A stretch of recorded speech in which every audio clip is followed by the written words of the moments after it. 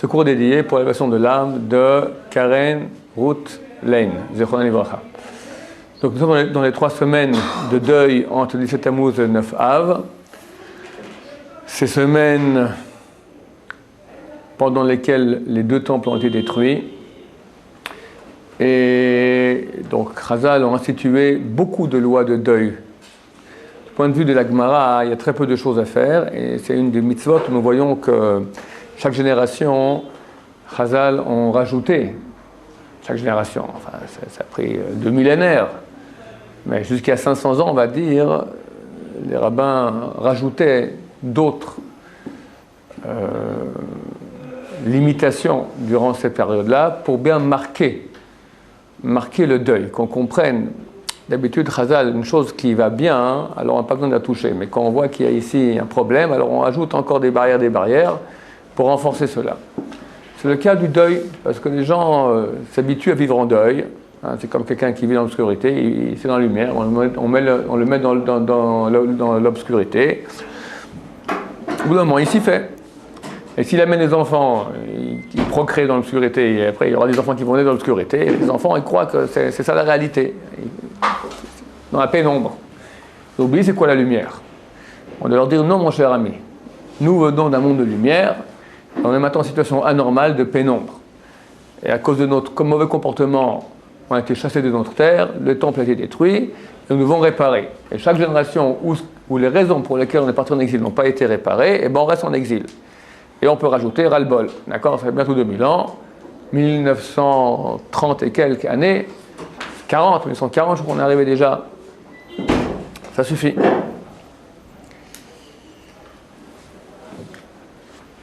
Le point essentiel pour lequel le deuxième temple a été détruit, c'est marqué Sinat Chinam, la haine gratuite. Tout le monde le sait, mais rien ne change.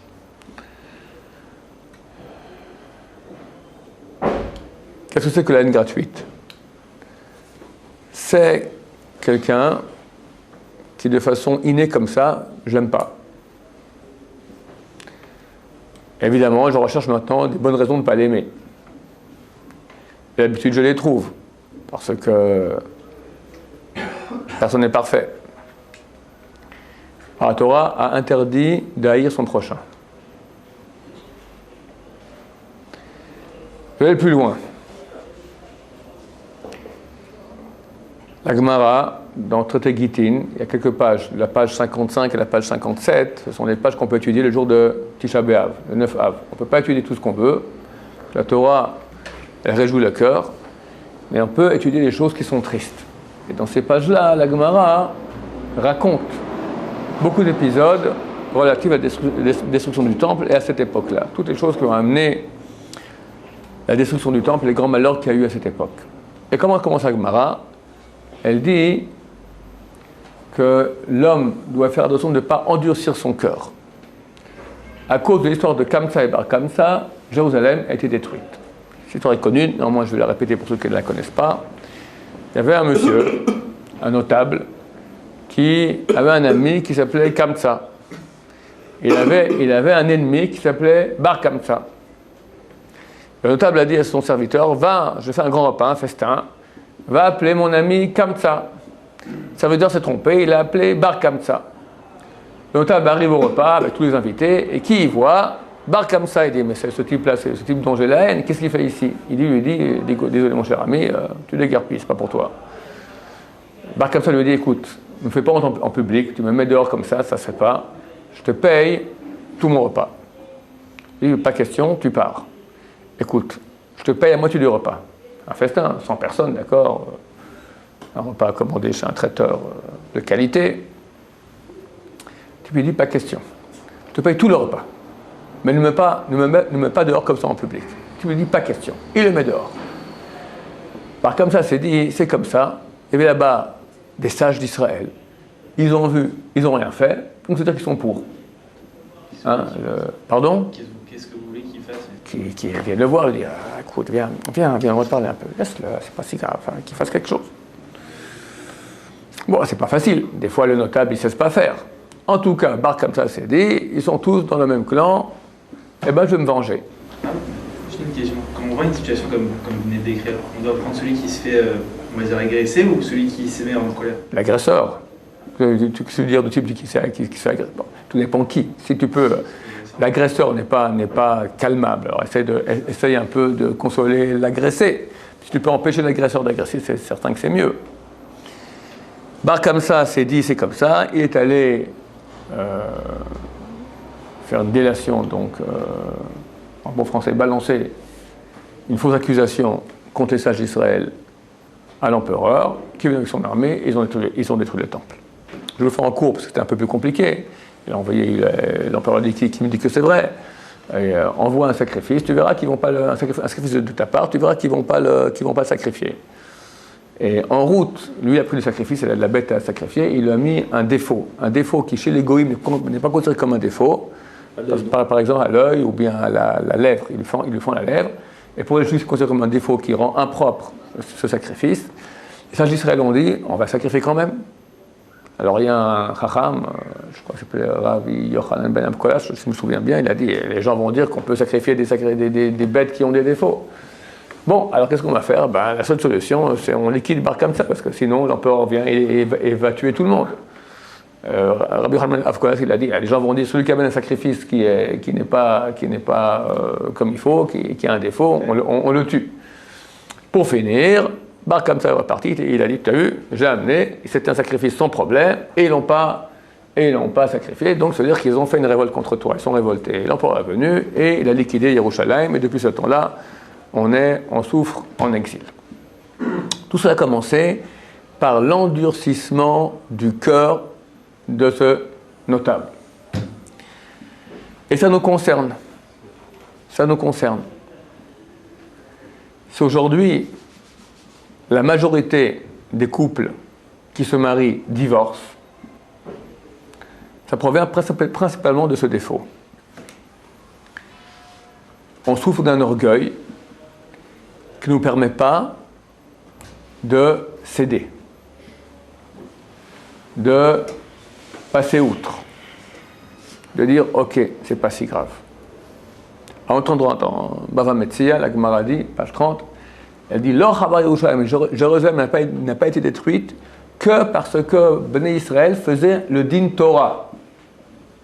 Din Torah, la loi de la Torah. Quand il y avait un différend, on tranchait d'après la loi de la Torah. La Gemara dit quoi? C'est très bien de trancher d'après la loi de quoi, qui tranche d'après quoi? La loi ottomane, anglaise. La Gemara dit non. Ils ont jugé d'après le din de la Torah. Ce que je veux dire, c'est pas d'après la Torah, c'est le din de la Torah. Le din, c'est ici, ils se sont mis exactement à la loi stricte. Par exemple, j'ai un différend avec mon voisin. Il m'a pris quelques centimètres de terrain. Bon, on va faire un jugement. Ils reconnaissent effectivement, d'après les plans, c'est pas un taille, ici 3 cm de trop.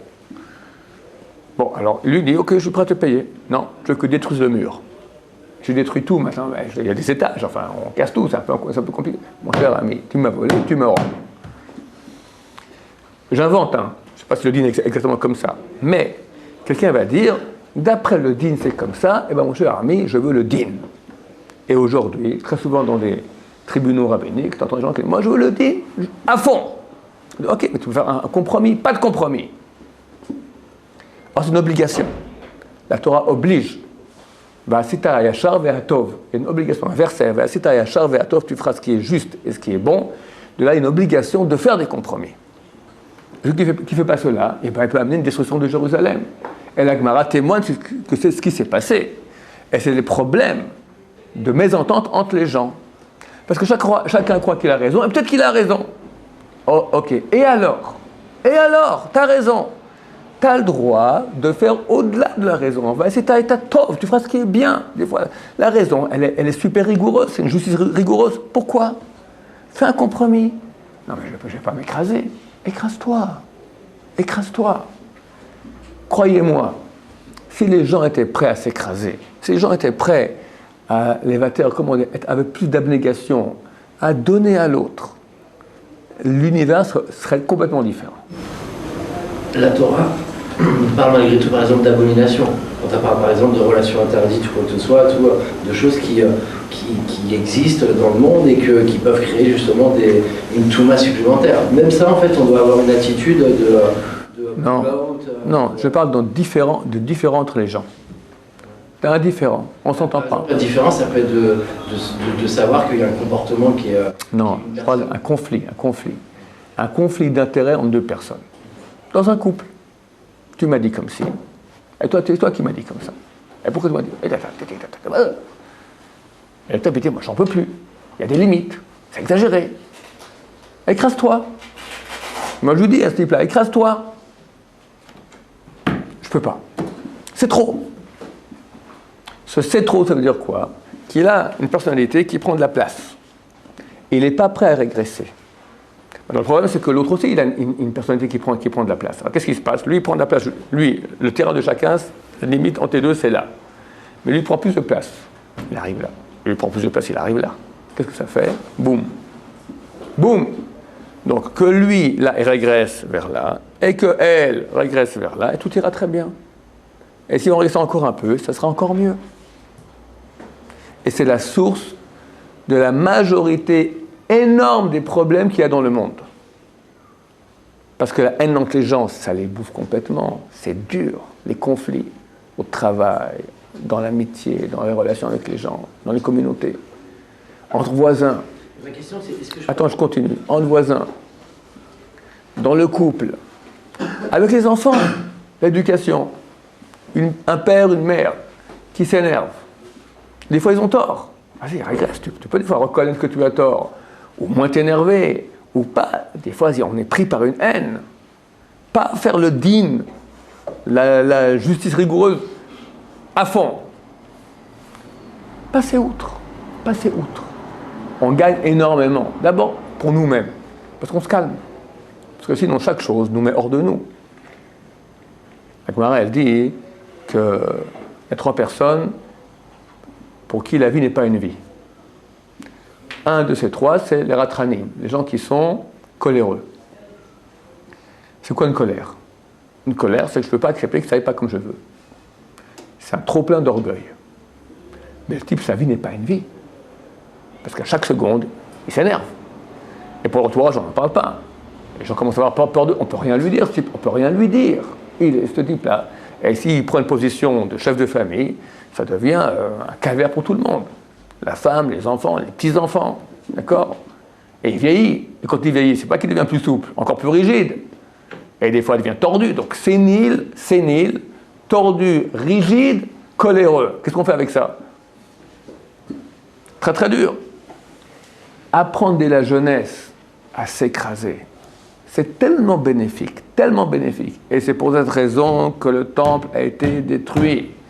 Et chaque génération où on n'est pas reconstruit, c'est comme s'il a été détruit, donc ça nous concerne. Le premier temps a été détruit pourquoi? À cause d'interdiction sexuelle, assassinat et idolâtrie. La Gemara dit c'est lequel le pire? C'est 3 interdits ou la haine gratuite, la mésentente entre les gens, parce qu'ils sont trop durs l'un avec l'autre. La Gemara répond, regarde, quel temple a été reconstruit, quel temple n'a pas été reconstruit. Le premier qui a été détruit après 70 ans a été reconstruit. L'autre, ça fait bientôt 2000 ans qu'il n'est pas reconstruit. Ça veut dire que c'est très grave. Pourquoi c'est grave? Ça bousille le monde. Hachem, il aime la paix, il aime l'amour, il aime l'entente. Parce que chacun prend sa position, n'est pas prêt à en démordre, le monde devient invivable. Et ça touche surtout les couples. Mais vous, encore non mariés ou nouveaux mariés, d'accord, ça se travaille maintenant. Avant le mariage. Les premières semaines du mariage. Parce qu'après, il y a des séquelles déjà, hein? En 10 ans, on a changé un truc comme ça. Commence. Des fois, un divorce, ça tient à pas beaucoup. Si tu avais 10% déjà moins de problèmes, ça tenait le coup. Il n'y aura pas eu de divorce. Ça vaut la peine. Apprendre à s'écraser. C'est tellement grand. Et la vie est plus facile. En plus, on est béni par Dieu. Alors, des questions, oui. On dit Sinatrinam qui n'est pas encore médical, c'est pas plus au niveau du cas d'Israël en général, on dit que toute la différence est entre prélogie religieux et dans le monde religieux, Sfarad, Ashkenaz. C'est certain que c'est ça. C'est certain que c'est ça aussi. Mais ça, ce sont des grands noms qui ne changent pas grand-chose. Ce sont des grandes devises qui ne changent pas grand-chose. Il faut aimer son prochain, tout le monde s'aime bien. Et je ne pense pas que c'est ça qui va changer grand-chose. C'est trop éthéré. Le travail doit être dans le travail quotidien, personnel, dans ma confrontation à l'autre, qui est principalement avec les gens proches. C'est exactement ce dont je veux parler. Les gens pensent que si Natrinam Avat Trinam, l'amour gratuit ou la haine gratuite, on parle maintenant en général avec les gens. Non, non. C'est très rare que j'ai une haine gratuite avec quelqu'un qui est éloigné ou un amour gratuit avec quelqu'un qui est éloigné. Ça n'a pas beaucoup de poids, c'est rien. C'est rien. C'est dans la confrontation avec les gens proches. Là où je suis, mes midotes, mes traits de caractère sont mis à l'épreuve. D'accord, je commence à... Il me tape sur le système. D'accord? Calme-toi, c'est pas grave. C'est pas grave, c'est pas grave. C'est comme ça monte, ça descend, ça monte. Donc on n'est jamais stable dans ça. On va se travailler. On va se perfectionner. Il lui a dit, ça prend 10 ans, ça prend 1000 ans de se changer. D'accord? Mais on va commencer à travailler. Le but n'est pas de réussir, le but est de travailler. Si à chaque fois qu'on travaille, et tout ce travail, alors, et crois-moi, au bout d'un moment, on change aussi. Attends, il était avant, oui. Mais alors, dans des petits exemples de tous les jours, c'est quoi les petits exemples de tous les jours où on peut apprendre à s'écraser? Dans une chambre, un veut la fenêtre ouverte, l'autre veut la fenêtre fermée. Hein, quand tu lui montres comme ça, au contraire, fais comme ça. Fais comme ça. Fais comme ça, que lui il veut comme si toi tu veux comme ça, eh ben il a raison, tu le laisses. Pourquoi pas? Tu souffres, ben souffre. Il y a dans comment ça s'appelle, dans Chavot el-Bavot, un des must, bouquins de Moussard, les plus vieux, bouquin basique de Moussard, s'appelle Chavot el-Bavot, les devoirs des cœurs, Rabbeinu Bahaye ben Ibn Pakuda.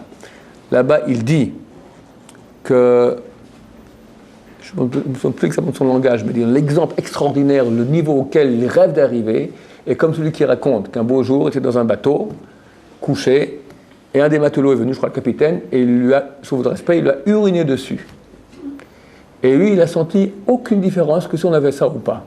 Rien du tout. Complètement, ça lui est égal. Et le message, le Chodavot dit, regarde, ça c'est un niveau extraordinaire. La Gemara, Hérouvine 54, dit, il faut être comme le seuil de la porte. La Torah se trouve chez qui? Celui qui s'abaisse, comme l'eau. La Torah est comparée à de l'eau. Chez qui on trouve l'eau? Celui qui est bas. L'eau, elle descend toujours vers le bas, pas vers le haut. Mets-toi bas. Combien? Faire écraser. Combien? Comme le seuil de la porte. Chacun qui passe, pling, et tu t'écrases. Que extérieur. C'est-à-dire à l'intérieur, j'ai envie de le C'est un début. prendre, lui couper la tête. C'est un début. C'est majeur quelque part. Et si c'est extérieur, c'est quoi? Tu coupes la tête vraiment, d'accord? Extérieur, c'est de dire je te hais, je t'en. Moi, je ne vais pas lui couper la tête, disons que je vais ressortir un petit peu dans des mots, Voilà. Au moins, j'ai une certaine compensation. Aucune compensation. Tandis que si Quand le mec, j'étais à jeune, chaque fois que je le croise dans la rue, Quand j'étais jeune, on m'a dit au nom des psychologues que c'est pas bien de garder de l'agressivité. Après, on devient nerveux et ça sort quelque part. La Torah, elle est exactement le contraire de ça. Elle dit plus tu dégages ton agressivité, plus tu deviens agressif. C'est marqué que c'est un principe dont on a parlé souvent. Notre intérieur est très lié à notre extérieur. Quelqu'un qui est nerveux, ça se voit sur sa tête. Heureux, ça va sur ta tête. D'accord, ça se voit. Triste, ça se voit. C'est dur de cacher, parce que notre intérieur influe l'extérieur, mais c'est vice-versa aussi, dans les deux sens. Maintenant, si maintenant t'en veux à quelqu'un, l'intérieur, il a envie de lui envoyer un point dans le visage, d'accord? Maintenant, extérieurement, tu te retiens. Forcément, le fait de se retenir, ça influe sur l'intérieur, ça calme. Forcément. C'est vrai que donner un coup de poing, ça calme aussi. Mais ça calme momentanément. Tu deviens un type dangereux. Et tu t'habitues à taper. D'accord? Tu deviens une bête. Au contraire, tu vas maîtriser maintenant la bête. C'est difficile. Ça fait mal à la bête. Et la bête, après, elle rumine parce qu'elle n'a pas pu donner une soupape de sortie à son agressivité. Mais c'est comme ça qu'on la domine. Au bout d'un moment, elle s'écrase. Et c'est comme ça qu'on gagne. Tu vas taper dans un coussin, tape dans un coussin. Mais même si tu te retiens, c'est encore mieux. Tape dans rien. C'est quoi taper? C'est laisser l'animal sortir. Non, tu retiens. La personne elle garde une pression énorme à l'intérieur. Qu'elle garde, c'est très bien. Un jour, comme vous avez dit, ça va sortir. Non, au bout d'un moment, ça se calme. Ton travail, qui a un niveau, etc. Ça peut pourrir à l'intérieur. Ça, c'est ce que les psychologues disent. Nous, on dit exactement le contraire. Au contraire, c'est une bénédiction. Et pour quelqu'un qui a un limite Torah fixe, etc., qui fait du Sans Torah, limite. quelqu'un normal qui Tu fait- commences à travailler. Quelqu'un, il te fait du mal. Alors, tu peux en parler à un autre. Tu peux dégager un peu tout ce qu'on t'a fait, etc. C'est permis d'après la halakha, d'accord? Mais laisser l'agressivité sortir, jamais de la vie. Jamais de la vie. Va faire du vélo. Va faire du sport, va faire la piscine, va regarder, je sais pas moi, va dans la forêt, le verre, c'est bien, ça calme. Trouve des Qui va le recroiser, le mec, ça va remonter. Eh bien, il y a un travail à faire. Lo tisna et achicha bi'ovecha. Tu n'haïras pas ton frère dans ton cœur, interdit. Le blesser, lui dire je t'en veux, c'est interdit. C'est un autre interdit. Ah, comment sortir ça? Alors se raisonner, se dire tout ce qui m'arrive, c'est Hachem qui l'envoie. Rien ne peut m'arriver, c'est Hachem qui l'a envoyé. Ce type-là, il est un envoyé d'Hachem, c'est un ange. Ah, c'est un tordu. Ok, c'est pas mon problème. Je ne vais pas corriger tout le tordu de la terre. C'est son problème avec Dieu. Et Dieu l'a envoyé maintenant. Lui aussi, il a une épreuve, mais c'est pas mon problème. S'il plaît, un problème avec Dieu, c'est pas mon problème. Il règle ça avec Dieu. Ah, maintenant, son problème, il a éclaboussé sur moi. Ça veut dire qu'Hachem veut que je sois éclaboussé. Hachem me demande un travail. De quoi? Ben, recevoir l'éclaboussure avec sourire. Encore. Non, pas comme l'autre, d'accord? Bien que c'est rien de chez nous, d'accord? Tant d'autres jours, c'est un truc qui est marqué dans le prophète. Ils ont repris. D'accord? En tout cas, on a le droit de se défendre. Mais on n'a pas du tout le droit de haïr l'autre. Et on doit tout faire pour s'écraser. Ça veut dire quoi se défendre concrètement?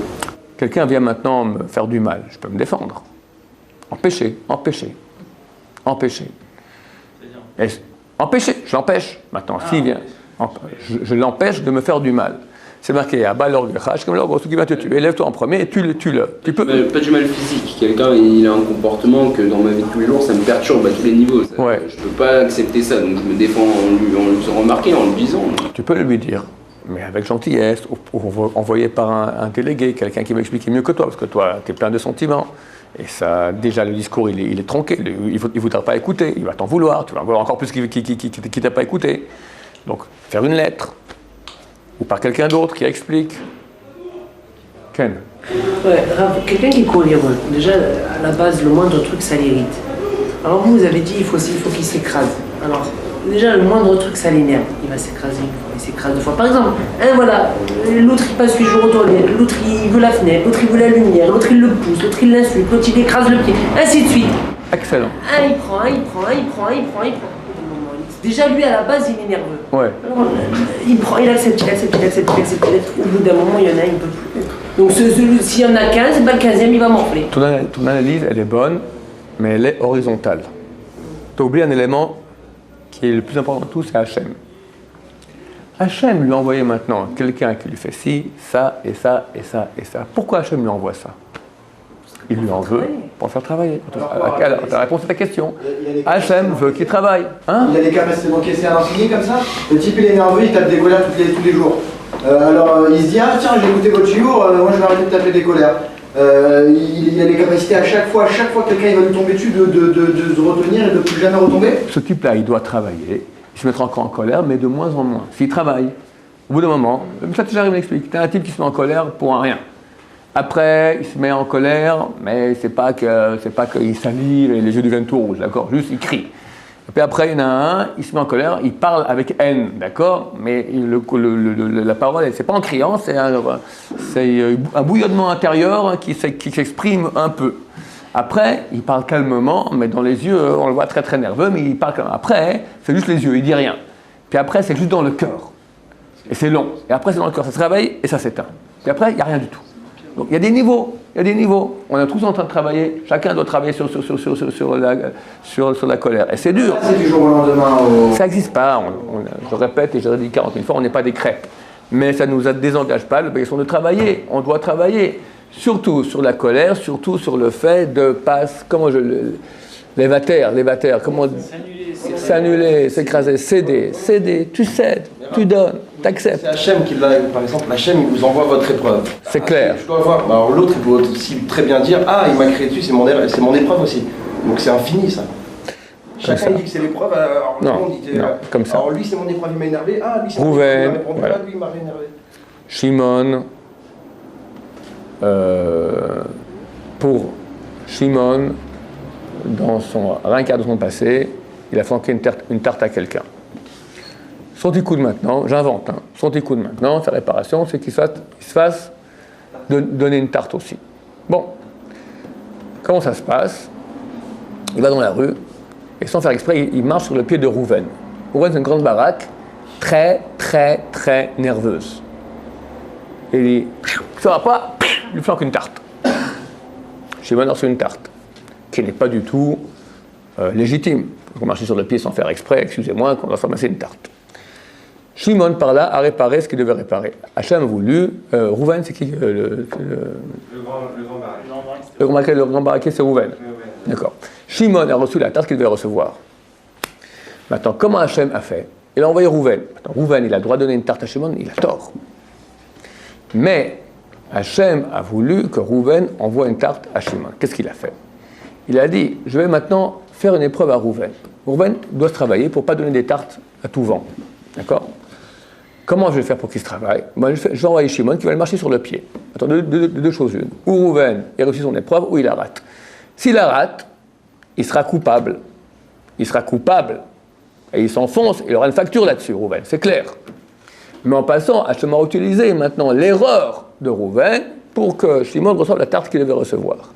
Si au contraire Rouven réussit l'épreuve et se retient et dit mais excusez-moi, bon c'est vrai, ça va, la prochaine fois faites attention, vous mettez vos pieds. Et il continue comme ça, sans flanquer une tarte, il s'est retenu, il a réussi son épreuve, il a grandi, donc il est gratifié. Et Hachem trouvera une autre occasion, il y en a beaucoup qui sont énervés comme ça, et Shimon une autre fois recevra sa tarte par un autre agent envoyé par Dieu, qui lui aussi aura son épreuve de libre choix. Si tout le monde réussit l'épreuve, l'autre il n'aura jamais sa carte. T'en fais pas pour Dieu, t'en fais pas pour Dieu. Hachem c'est... Si je me dis m'en fais pas pour Dieu, Hachem fera qu'un beau jour, Shimon se balade, il regarde là-bas et ping, rentre dans le pylône, et il a eu sa baffe du pylône. Ok, Hachem n'a pas de problème, il regarde les comptes de tout le monde. Mais très souvent, il envoie des êtres humains. Tout ce qui m'arrive ne peut arriver que parce que Dieu l'a envoyé. Pas ce que je fais moi. Quelqu'un peut dire, alors, que je peux manger du porc, c'est Dieu qui a voulu. Non, c'est toi qui es responsable. Ce que les gens me font, c'est envoyé par Dieu. La personne qui l'a faite de sa culpabilité, elle est coupable. Mais l'Ashgacha, la Providence, l'a envoyé, l'a mis dans une situation d'épreuve où il avait un libre choix de faire ou pas faire. Son responsable, voulu et conscient, il a fait ce qu'il aurait dû pas faire, et pour ça, il est copra. Mais normalement, il était envoyé par Hachem. Mais c'est son racon de mettre une baffe à l'autre en face de moi. C'est son racon. Vous dites Hachem, il l'a mis sur le fait que, d'accord, ok, on peut comprendre ce que vous dites, Hachem, il l'a voulu. Maintenant, l'autre en face, c'est son racon qu'il a voulu mettre une baffe. Donc il est responsable. Voilà. Donc il est copra. Mais c'est pas ton affaire. C'est pas ton affaire parce qu'Hachem a voulu qu'il te donne une baffe. Hachem, il a envoyé. Tu peux accepter la baffe de l'autre et dire d'accord, Hachem, voilà, j'ai mangé la baffe. Maintenant, ton racon, je t'en recolle une. Non. Pourquoi tu colles une à quelqu'un? Parce que c'est lui son racon. Mais c'est un ange. C'est un ange, il est envoyé par Dieu. Il est envoyé par Dieu. Voilà, donc on accepte l'épreuve. Mais maintenant, l'autre en face. L'autre en face, maintenant, lui, il a un problème. Lui, par rapport à toi, c'est un ange envoyé de Dieu, avec deux petites... voilà. Je suis un être saint qui vient maintenant te flanquer une tarte, parce qu'Hachem m'a envoyé pour cela. Oui, allez-y. Et ping, d'accord? Quand tu dis Amen. Maintenant, le type, il n'a pas une tête d'ange. Il a une tête de bête, d'accord? C'est pas ton problème. Parce que lui, par rapport à toi, c'est un envoyé de Dieu. Tout s'arrête là. Il a fauté, c'est pas ton affaire. Non, parce qu'il a fauté, mais c'est pas ton affaire. Il t'a pas fauté à toi. Il a fauté par rapport à lui-même, c'est sûr. C'est son affaire. C'est un rachat, c'est un super rachat. Comment je peux me dire, non, c'est bon, c'est un ange. C'est un super rachat. Mais ce n'est pas ton problème, parce que la tarte qu'elle t'a envoyée, c'est Hachem qui a voulu qu'elle t'envoie. Donc elle est destinée et légitime. Donc ton histoire avec lui s'arrête là. Maintenant, lui, il a un problème parce qu'il est rachat. Ce n'est pas ton problème, c'est le problème entre lui et Dieu. Il le réglera, c'est pas ton affaire. Je ne veux pas le fréquenter ce bonhomme parce que c'est un rachat. Tu peux te protéger. Je veux lui flanquer une tarte comme ça le corrige. Tu peux te protéger, tu peux aussi le corriger. Mais Shem Shamaim. Maintenant, c'est clair, que Shimon vient me flanquer une tarte. Je dis, ah, voici l'ange de Dieu qui vient. Allez-y. Non, tu peux te protéger. Tu dois te protéger. C'est permis et il faut le faire. Maintenant, c'est arrivé. C'est arrivé. Ok. Alors, te venger, tu n'as pas le droit. C'est vrai que la vengeance, c'est un plat qui se mange froid. Ça veut dire que la vengeance, c'est quand l'interdiction le lave de Horaïta. Seulement quand tu t'es calmé et tu gardes ça. Après, à l'occasion, tac, tu lui rends. Ça, c'est se venger. Si c'est sur place, il te flanque, tu le flanques tout de suite, par réflexe, c'est pas permis. C'est pas permis. C'est pas l'intention de se venger. D'accord? C'est pas Stéphane non plus, il a déjà mis. C'est peut-être. Donc il n'y a aucune attra. Même si on prévient la personne 3 fois, fais pas ça, fais pas ça. Le truc, on n'a pas le droit d'exploser au bout d'un moment. Normalement pas. Tu peux l'empêcher d'agir. Froidement, tu le retiens, tu l'immobilises. Je sais que je suis nerveux, je sais que je peux pas me tester. Dans ce périmètre-là, ne viens pas. S'il te plaît. Non, toi tu pars. Moi je pars. Bah oui. De chez moi. Il est chez toi, à la maison. On imagine que c'est chez moi. Dans mon territoire, je suis dans mon travail, c'est mon bureau, où je travaille dans une société. Monsieur lui, vient. Il ne travaille pas dans cet truc-là, il a Voilà. pas de raison d'être là. Bien, il vient dans ton bureau. Il n'y a pas forcément de raison. Mon cher monsieur, vous n'êtes pas chez vous, dehors, gentiment. Je veux pas. Je vous demande gentiment de partir. Tu veux pas? Alors maintenant, d'après la loi, tu peux le mettre dehors. Mais je te conseille de faire un exercice maintenant de supporter comme l'urine que te tombe sur le. D'accord? Voilà. Est-ce qu'on devrait... Essayez de le prendre, et voilà, vous me dites ça à moi. Vous, ouais. je vexe pas. Quand vous vous hurlez dessus, vous allez dire ah, merci Hachem. Non, non. Alors voilà. Comment demander à quelqu'un d'autre ce que vous arrivez concrètement pas à faire? D'accord, il faut. Je te dis pas. Donc prenez un bas niveau, et même le bas niveau sera dur. Je parle pas ni de moi ni de toi. Je dis, l'enseignement, on ne peut pas dire fais ce que je dis, pas ce que je fais. Je te parle ni de moi ni de toi. Je dis, mais qu'est-ce qui est idéal comme comportement? Maintenant, nous ne sommes pas des anges. C'est la philosophie, ça, il parle d'idéalisme, mais on essaye de parler de ce qu'on fait, pas de ce qu'on dit. Idéalement, je répète, d'après la loi, quelqu'un qui vient dans ton territoire et te dérange, il te nuit, tu peux lui dire s'il vous plaît, sortez. Lui, même si lui il dit non, mais moi je ne considère pas que je te nuis, pourquoi je te nuis, à quelle raison je te nuis, c'est. D'accord, je n'ai aucune raison. D'accord, d'après la loi, tu peux le mettre dehors. Même manu militari, délicatement. Le conseil idéal que nous disons, et tout dépend de ce qui se passe exactement dans quelle circonstance on se retrouve. Idéalement, c'est toi qui pars. Tu le laisses, il sera tout seul, d'accord? On est au début, hein? Quelqu'un ne peut pas supporter une personne, un truc. Ce que je dis, mon cours, il signifie quoi? Tu as la loi. Ok, c'est bien de se travailler à être en deçà de la loi. Et on gagne énormément. D'après la loi, tu peux le mettre dehors. Qu'est-ce qui vient dans ton domaine? Raus, monsieur, dehors. Vous n'êtes pas chez vous. Tu as le droit. Mais nous voulons être en deçà du droit. Nous voulons maintenant faire du travail sur nous. Maintenant, ce n'est pas toujours possible. Quelqu'un, il marche sur le pied une fois, bon, je m'écrase. 2 fois, je m'écrase. 3 fois, je m'écrase. Monsieur, c'est mon pied. Ouais, j'ai bien compris, c'est votre pied. Bon, ça va. Au bout d'un moment, ça risque de partir. D'accord? On est des êtres humains, je suis d'accord. Maintenant, idéalement, il faut faire des exercices où on s'écrase. Rabbi, comment il s'appelle? Levitas Ishiyavne. Dit meod evesh fal ruach. Très, sois bas d'esprit. S'écraser. Encore une fois, d'après la loi, tu peux dire stop. Parce que tu as droit à être protégé. Et tu dois te protéger. Il y a aussi des limites. Maintenant, c'est bien de faire un exercice de moins. Combien à prestation personnelle? Chacun au niveau qu'il peut. Parce que s'il va trop s'écraser, après ça va s'éclater en beaucoup plus fort. Mais Hachem a demandé. Il nous dit, le temple est détruit parce que les gens se sont mis au niveau du din. Droit, terminé, on ne discute plus. Non, fais un effort, moins. Ça amène de l'amour entre les gens, ça amène de la paix entre les gens. Ça amène une facilité de vie avec les gens. Et c'est très important. Est-ce que la moquerie, elle fait partie de ça? Excuse-moi, maintenant il y en a 4 qui lèvent la main, alors oui. Et rapidement, parce qu'on doit terminer. Concernant l'argent maintenant, à partir au final, quelqu'un maintenant il s'est volé 100 000 shekels, il doit être mévadère? Comme je dis, au niveau de la loi, il doit reprendre jusqu'au dernier centime. Maintenant, il peut être mévateur. Non, combien? À prestation, à col et féaïnien. Tout d'après le cas, qui, quoi, comment, donc, où. Qui on est, pourquoi on est, comment on est. Oui. Quelqu'un il met une claque.